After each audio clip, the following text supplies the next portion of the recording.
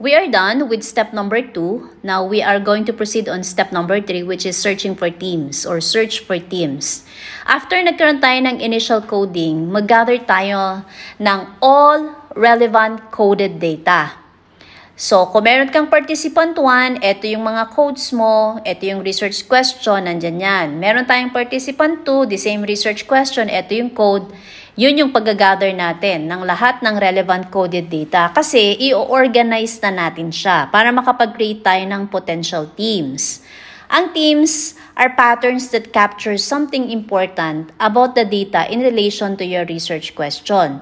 Bigyan ko kayo ng example. So kanina, nag-generate tayo ng codes. So meron tayong dalawang code na nakuha sa question 1 at meron tayong nakuhang dalawang code sa question 2. Kung mararecall ninyo, ang naging code natin sa question 1 sa participant 1, issues with internet connectivity at saka unfamiliarity with software or application. Yung codes naman na nakuha natin sa question 2, creating step-by-step guides, tsaka recording lessons for asynchronous learning. Base dito sa mga codes na nakuha natin, ulitin ko, this is only an example of one participant. Kung marami kayong participants, kailangan i-gather nyo lahat ng code na yon para makita nyo kung ano yung mga pare-pareho. Kasi mag-o-organize na kayo ngayon ng teams. So dito, meron lang tayong isang participant. Nagkaroon tayo ng dalawang code sa question 1, dalawang code sa question 2. Ngayon, kung meron tayong dalawang code sa question 1, that is, I'll repeat, issues with internet connectivity and unfamiliarity with software apps, gawan natin ng teams itong mga codes na to. So, kung ito yung gagawan natin ng teams, ang pwede nating ilagay dito ay technological changes. Ang technological changes has something to do with issues with internet connectivity and unfamiliarity with software apps. Etong team na to, kung ito yung gagamitin nating team, base dun sa dalawang code natin sa question 1, this will encapsulate the difficulties faced by the participants due to the technological limitations and unfamiliarity with the software. So, po pwedeng sa presentation ng data nyo, i-mention nyo yung sinabi ni teacher. Pero ito, ginawan mo siya ng teams from the code. Okay, so you have the coding and then you can produce now the team. Punta tayo doon sa codes natin sa question number 2. Kung nare-recall ninyo, ang codes natin na nakuha doon, creating step-by-step guides tsaka recording lessons for asynchronous learning. Kasi kung nare-recall nyo ang tanong natin, ano yung strategies na ginawa ni participant para makakope up siya dito. So, pwede nating gawing teams dito sa sinabi ng participant is adaptation strategies. Kasi ito yung ginawa ni participant para makapag-adapt siya dun sa online learning. Ang code na create natin, creating step-by-step guides, tsaka recording lessons for asynchronous learning. Ang theme na makukuha natin doon ay adaptation strategies. Hina-highlight ng team na to yung proactive approaches ng teacher na na-adapt niya yung online teaching environment. So that is our step number 3, which is search for teams. Marami kayong teams na makukuha pa kapag mas marami kayong transcription per participant per question. So pag advice ko sa inyo, pag magkikreate na kayo ng team, pag samasamahin nyo yung lahat ng sagot ng lahat ng participants sa isang research questions at tignan nyo yung codes na nagawa ninyo. Saka kayo makakapag-create ng teams. Step 4. You have to review your teams. Yung stage na to, you have to refine and define each team. I-check mo kung yung team na ginawa mo ay coherent at merong consistency sa iba pang mga teams or distinct from other teams. Pwede rin kapag nakita mo na medyo ay hindi pala ito yung dapat na team, you can also rename it. Or maybe, i-combine mo siya sa ibang team if necessary. Tingnan mo yung patterns, yung similarities ng mga codes. Kasi sa codes ka makakakuha ng teams. You group related codes together to form preliminary teams. These initial teams should emerge from the data rather than being imposed beforehand. Kasi ginagamit natin is descriptive coding. No? Hindi natin sineset kung ano yung gusto nating makuhang teams, kung hindi base kung paano natin siya na-analyze. Now, step number 5, define and name themes. No, kung sa step number 4, kung meron na tayong initial teams, kailangan natin siyang review. Sa step 5, kailangan na nating i-define at pangalanan yung ating teams. Each team should be clearly defined with a descriptive name. This step involves writing clear descriptions and summaries of what each team represents based on the data. Ngayon, paano natin ito gagawin? Bibigyan ko kayo ng step-by-step procedures. Step 1, para makapag-proceed kayo dito at makapag-finalize na kayo ng team nyo, i-cluster nyo yung related codes as I have mentioned kanina. Cluster nyo yung mga related codes. Yung first group of codes nyo sa question 1, lahat ng participant, tignan nyo yung lahat ng code nyo sa question 1, i-cluster nyo siya. From the example that I have given a while ago, so cluster 1 mo, technical changes or technological changes I mean.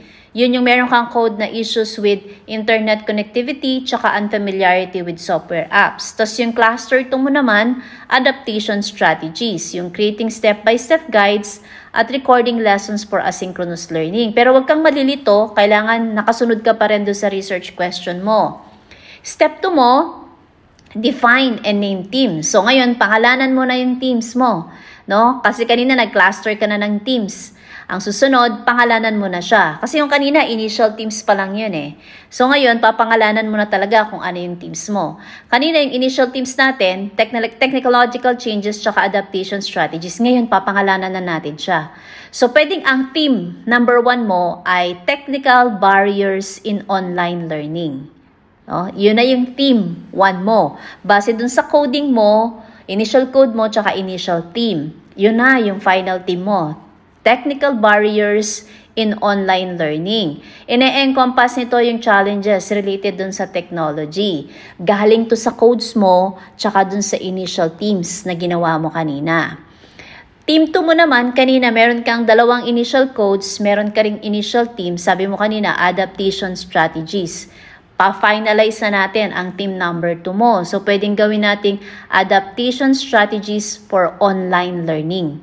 Yun na yung pwede mong gawing theme for your question number 2, considering your participants' answer.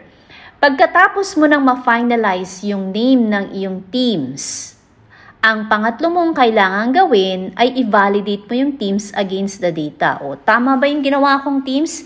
Ito yung mga codes ko, nagpi-fit ba siya logically dun sa team? I-verify mo if the teams accurately reflect the data, tsaka mag-provide ka ng meaningful insights. Pang-apat, maglagay ka ng description ng teams mo. So kung ang team number 1 mo is technical barriers in online learning, so that's your final team, magkaroon ka dapat ng explanation. Bibigyan ko kayo ng example, pero ito rin yung pwede nyong gamitin pag magpuproduce na kayo ng report. So ito yung explanation natin kung bakit nagkaroon tayo ng ganitong teams. The participants frequently reported difficulties with internet connectivity, which impeded their ability to participate in online classes consistently and effectively. So, after the last sentence, ikaw na yung gumawa nito. Kasi ikaw naman yung familiar kung paano ka nakapag-come up ng sarili mong team. So, you have to explain why do you have to derive for such teams, paano mo siya nakuha. So, yun na, kailangan mo ng explanation ng teams na yon.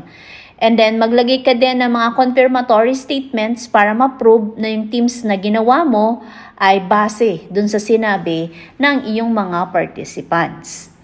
Kung magpuproduce ka na ng report, ito na yung step number 6. So finally, ipepresent mo na kung paano mo ginawa yung teams, ano yung transpire, yung explanation mo, bakit yun yung naging teams, and this is a common example. So yung team 1 natin, technical barriers to online learning. So nagbigay tayo dito ng example as you read it, sinasabi natin or kinukwento natin as a researcher kung paano naging ganun yung ating team. So I'll cite as few sentences. So sabi mo, participants consistently reported significant challenges related to technical aspects of online learning. Kasi naggawa ka ng code at nakikita mo, yun talaga yung nag-come out dun sa iyong thematic analysis. Primarily, issues with internet connectivity emerged as a major obstacle, impacting their ability to engage in online classes effectively and consistently. Tapos yung last sentence niya, many learners struggled with unfamiliar interfaces and functionalities. So, nai-explain mo ngayon bakit ka nakapag-come up ng team number 1 mo na technical barriers to online learning. Kung papansinin niyo yung second paragraph, nagkaroon ka ng mga confirmatory statements dito. Sabi mo pa, one student highlighted, often quotation, I often struggle with my internet dropping out during lectures, which makes it hard to follow along. It's frustrated because I miss important parts of the lesson and can't always catch up. So, meron kang code. So, that's example, that's your P1. And then you have another confirmatory statements and that's your P2. This is how, as an example, one of the examples of presenting your qualitative data. So, this step, tapos ka na. Nakapag-produce ka na ng report mo, pero sa pagpuproduce ng report sa qualitative data, hindi siya ganun kadali. So, you have to follow a step-by-step procedure so that you can come up with a validated and a very good qualitative data out of your interview, focus group discussion, or any other source of your qualitative data for presentation. Okay, so I hope that you have already familiarized yourself on how are you going to come up with a theme out of your qualitative data. So, ito yung sinunod natin, yung kay Braun and Clark, 2006. First is familiarizing your data, and the last step is you have to produce your report. This is a rigorous process, so I advise everyone to help each other, especially if you're a group, kung paano nyo i-analyze ang inyong qualitative data. Kasi importante na makuha natin kung ano yung pinaka-meaning ng transcription na ginawa natin after ng interview or ng focus group discussion. Pero hindi ito natatapos dito. Kaya nga, after na makapag-come up ka ng analysis ng iyong qualitative data, kailangan mo ng member checking. So you can check my videos on how are you going to do member checking and what to avoid also when you do member checking, or the common mistakes na nai-encounter or nagagawa ng mga researcher kapag nagbe-member checking. So kapag nakapag-present ka ng iyong thematic analysis, it doesn't mean that it is already validated. So you have to do a member checking for your qualitative data. That's the rigor of doing qualitative research. Kung meron kayong mga comments or reactions about this lesson video and you still have questions regarding how to do thematic analysis, you can type your questions in the comment section, and I'm very willing to answer and help you paano kayo makakapag-analyze ng inyong qualitative data. Please like, share, and subscribe our YouTube channel. And I would like to thank everyone for watching continuously, or you keep on watching our lesson videos, and I hope that it helps you a lot in your research endeavor. Please share it also with others who are struggling doing research. Always remember, we unlock insights to empower your minds. Thanks for watching, everyone, and see you on our next lesson video.